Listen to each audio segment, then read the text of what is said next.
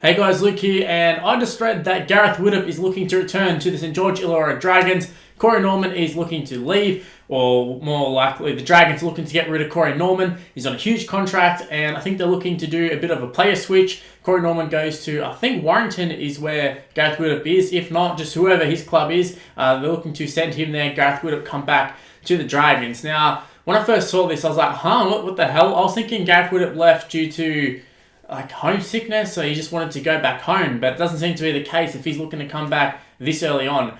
I do find it a little bit strange because literally, it's such a big move moving back to the country. It's not like moving in between states or something. It's a big move, moving all of your lounges and all your furniture and moving that to another country. I don't know if he did that, but just uplifting your whole life from one country and going back to another definitely is a big move, which also makes me think that Corey Norman wouldn't be too keen for this. Now, Corey Norman, big part of the YKTR crew with Isaac John and James Seguiaro, as well as a few others here and there. But he's sort of one of the main sort of focal points of it, definitely a founder of it, and he's probably the face of it, I'd say. I know Isaac John does a lot of the Instagram stuff and all that, but when you see current football players, Corey Norman is the only one who's playing for them now. He does the most promotion for them now. And overall, Corey Norman is a very sort of big public figure in the NRL. He's very popular amongst fans. I'm not sure how popular he is amongst Eels and Dragons fans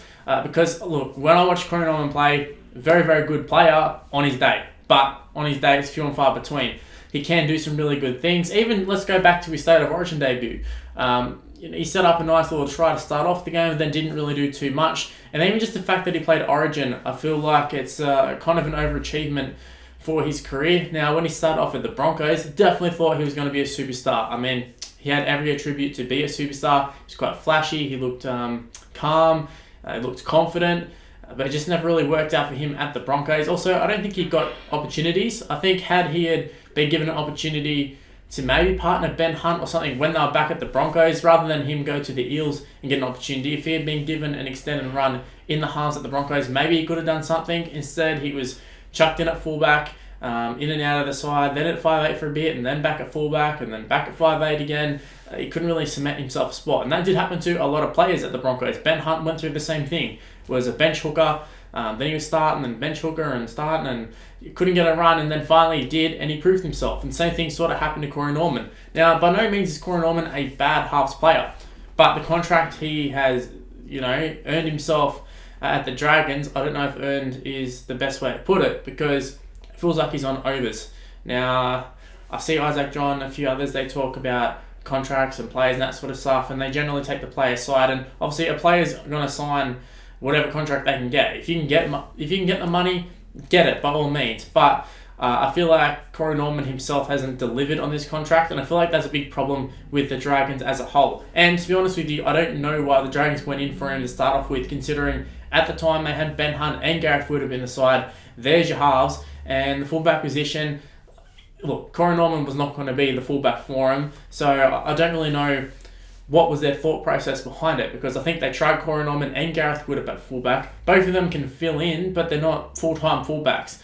Gareth Widdop has played for England at fullback. He played a bit for the Storm at fullback, but you don't want to be shifting him to fullback all the time. And 3 into 2 doesn't work. I saw it at the Bulldogs, Hawkinson, Reynolds, and Mumbai, and it just, someone's got to go. And Gareth Widdop ended up being the one to go. Whether the Dragons sort of pushed it, I don't know. He was probably the most likely, considering Corey Norman had just moved. Ben Hunt's on a huge contract, and Gareth Widdop starting to get on with age. He's not old, but can sort of demand a lot of money if he went back overseas, but went back to England, which is what he did. And it obviously hasn't worked out for the Dragons. Look, at the end of the day, the season as a whole has not been good for the Dragons. I don't know whether it's the coaching or management. I don't know exactly what is the problem for the Dragons. They have looked a lot better in the last couple of weeks, but that doesn't excuse the total shit that they delivered to start off the season, because their side is so much better than what they show in terms of paper anyways. And also just player releases. James Graham's gone back to England. They're talking about Saab, the young winger, saying he's going to get a release, and that's just after he's got put in first grade. Guys like Tristan Saylor and that looking for opportunities. In the past, they let go of guys like Ruben Garrick because they wouldn't give him opportunities. I was talking about the Broncos not giving opportunities to guys like Corey Norman and that. Dragons could well be doing the same in terms of not giving opportunities to young players, and they just keep picking the same guys over and over again. Now, in terms of Corey Norman, he has been dropped. So that's kind of my focal point of this video, why I'm doing it, because he has been dropped as well this week. So whether they're just looking at that, I can definitely see the papers doing this, and media does this a lot. They just look at that and go, well, he's dropped. Gareth Widdop, he's been at the Dragons before. Maybe let's start a rumour here. So maybe there is a bit of smoke there. So, maybe there is some truth to it, but at the same time, I can also see in this be a load of BS as well, because like I was saying, Corey Norman is the face of YKTR at the moment. He's the only current player. I feel like their whole brand at the moment definitely revolves around sort of staying in touch with rugby league. They get all of the rugby league players to wear their merch and do that sort of stuff and get their name out there a lot. And Corey Norman is a big part of that, because he seems to be friends with a lot of players. He's, been with all the Brisbane boys. He's been with Sydney clubs. And he's also a very big guy on social media, a very popular player amongst fans. So if all of a sudden he's in England, well, then that's a big part of the YKTR brand gone. So maybe it's a good thing. Maybe they'll go over there and expand their horizons and go towards England and promote the stuff there. But I just can't see Corey Norman's sort of personality fitting in as well with England as well. Just sort of that lovable larrikin sort of guy. But yeah, just in terms of playing styles, I think Corey Norman would tear it up in the Super League.